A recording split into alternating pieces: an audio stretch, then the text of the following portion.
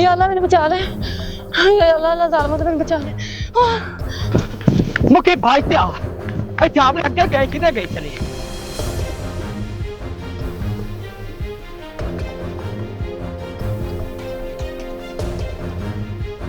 ओ मुखिया ओ माता ही ना गई होवे आजा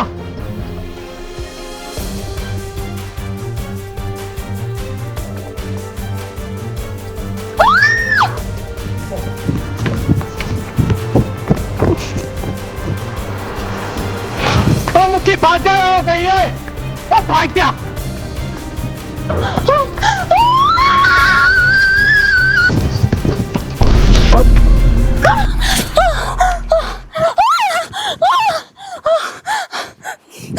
की होया मेरे पीछे बंदे लगे।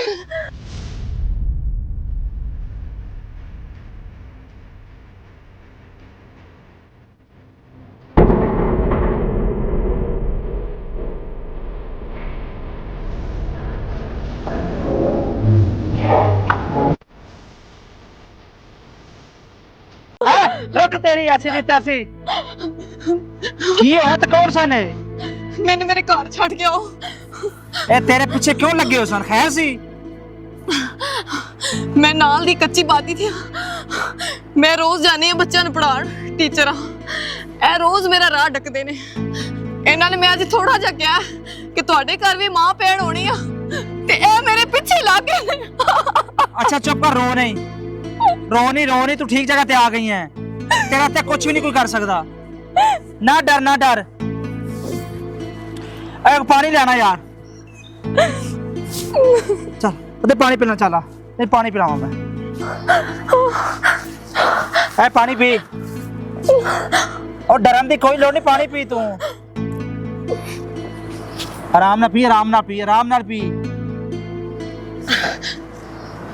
कोई शय नहीं आंदी होने ते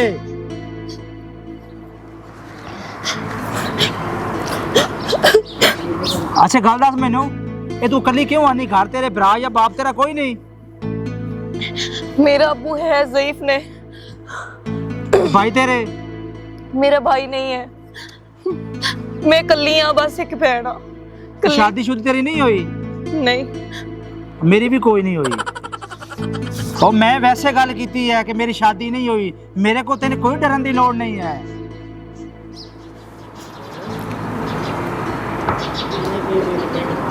पानी पी लिया ना आ ते मैं छड़ डालना दुपट्टा सिर ते ले रोटी छोटी तो नहीं खानी नहीं अगर खाना तो खाना भी खवाना मैं ਤੁਹਾਡੀ बड़ी मेहरबानी तुसा मेरी जान बचाई है। जान ही बचाई तेरी इज्जत ही बचाई है चल आ कौसरी ਉਹ ਇਹਦੀ ਦੀ ਦਾ ਪਤਾ ਹੀ ਉਹ ਕਿਹੜੇ ਸਕੂਲ ਵਿੱਚ ਪੜਾਉਂਦੀ ਹੈ नहीं असलम मैंने तो कोई पता नहीं हैगा। ਓਏ ਤੂੰ ਉਹਨੂੰ ਸ਼ੁਦੀ ਨੂੰ ਕਿਵੇਂ ਦੱਸਾਂ ਵੀ ਤੇਰਾ ਪਿਓ ਮਾਰ ਗਿਆ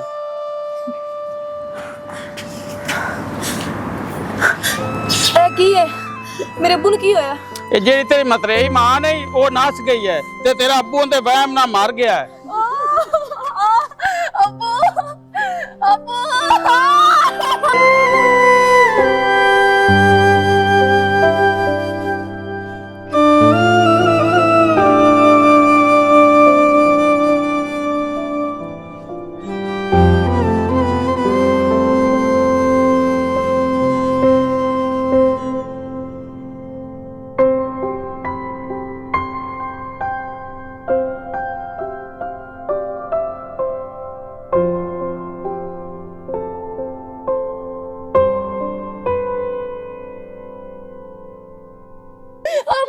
मैंने कितने सारे चढ़ के चला गया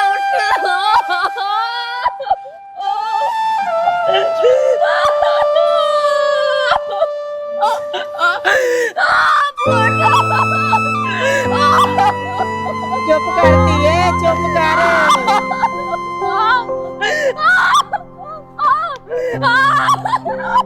एडे जालिम जमाने तीन कल्ले चढ़ के चला गया उठ के देख तेरे सीधा की हाल है मैं मेरे सोना बाबला उठ के मैनू 10 मैनू किन्ने सहारे चढ़ के चला गया है उठना एक दफा